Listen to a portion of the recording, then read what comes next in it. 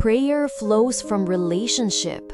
Habang mas lumalapit tayo sa Panginoong Diyos at hinahayaan natin ang salita niya ang mag-shape ng ating mga puso, mas nagiging aligned tayo sa Kanya. Natututo tayong magpatawad, magmahal, at tayo ay mas nagiging matatag. Tara, pray tayo. Panginoon, salamat po sa panibagong araw na ito. Salamat po sa relasyon na inaanyayahan mo kaming palalimin ang aming pananampalataya sa iyo araw-araw. Turuan mo po kaming manatiling malapit sa iyo, hindi lang sa salita, kundi maging sa aming pamumuhay.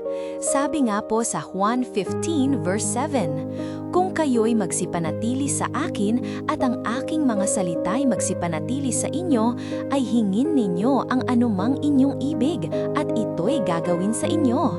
Panginoon, hayaan mo pong ang salita mo at ang pag-ibig na ito ang maging ugat ng aming mga dasal, ang maging direksyon ng aming mga buhay at ang maging patunay ng aming pananampalataya. Habang kami nananatili sa iyo, ihugis mo po ang aming mga puso nang ayon sa iyong kalooban, Panginoon. In Jesus' name, Amen. Stay connected, kapatid. Neil Learn Official. Not for fame, but for faith.